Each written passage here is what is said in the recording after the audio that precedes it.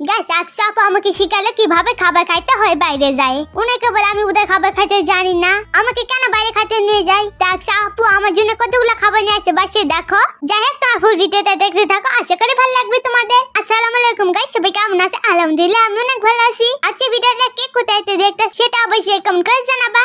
গাছ অনেকে বলে আমি ওদের ভালো মতন খাইতে পারি না, আমাকে কেন বাইরে নিয়ে যায়, আমাকে কেন শিখায় না কিভাবে খাবার খাইতে হয়। আমি না বলে একবার বেশি বেশি করে খাই, এত ছোট্ট মানুষ এত কিভাবে খাই, আমাকে কোনো কিছু আদৌ খাইতে শিখাই নাই, আমি অবদ্ধের মতন খাই। তাই আপু আমাকে কেন বাইরে নিয়ে যায়, তাই কাছে অনেক মানুষের সমস্যা, কেন আমাকে বাইরে নিয়ে যায়। আমি তো বাইরে যা ঠিক মতন খাইতে পারি না, আমি নাকি বিস্তুদের মতন খাই। এত ভালো ভালো কি খাবার দেখছি আগে, তাই যে আমি খাওয়া শিখবো। তো এখন আস্তে আস্তে দেখতেছি আর শিখতেছি আস্তে আস্তে। এই যে পিৎজা বার্গার চাউমিন এগুলোকে আমি দেখছি আগে, এগুলোকে আগে আমাকে কেউ খাইছে। এখন আমি আপুর এখানে আইছি, আপু খাওয়াই ভালো মন্দ। আমি গ্রামে থাকলে তো কোনো কিছু ভালো মন্দ খাইতে পারি না, ওই যে না আপু এখানে আসে আমি ভালো মন্দ খাইতে পারি। আস্তে আস্তে দেখবো, আস্তে আস্তে খাই শিখবো। একদিন নাকি মানুষ সব পারে, তেমনি আমি আস্তে আস্তে শিখবো, একদিন তো কেউ আর পারে না শিখতে। যাই হোক গাইস আজকে আপু আমার জন্য কতগুলো খাবার আনছে, পিৎজা বার্গার চাউমিন চিকেন, অনেক মজার খাবার আনছে আজকে আপু আমার জন্য। তো শুধু আমি তো বেশি বেশি করে খাইতেছিলাম, পরে আপু বলতে একটু একটু করে খা, চামচ দেখা, এইভাবে হাত দিয়ে খাস না, চামচ দেখা। তুই বাসে যখন থাকবি তখন হাত দিয়ে খাস, বাইরে গেলে চামচ দিয়ে একটু একটু করে খাস, মানুষের সামনে অল্প অল্প করে খাইতে হইবে।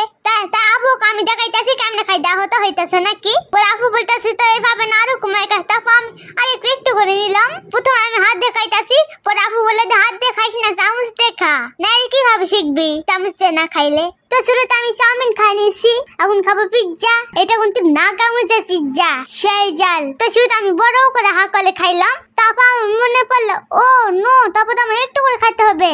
আপু আমাকে বলছে তো একটু একটু করে খাস, আমি তো ভুলে গিয়ে বেশি করে খাই নিয়েছি। আবার আপু বলে যে একটু করে খা, বেশি করে খাস না। পরে আমি একটু করে খাইলাম। তারপর দেখো গাইস আগে আমি এত করে খাইতাম, আর এখন খাই একটু কইরা। আমার একটু মুখে খাবার দিয়ে দেখি তো খাবারই নাই মুখে, তারপর তো কি খাওয়ার মতন একটু ঢুম করতে হবে, তাতে আমাকে মানুষ আকাশ মনে করবে।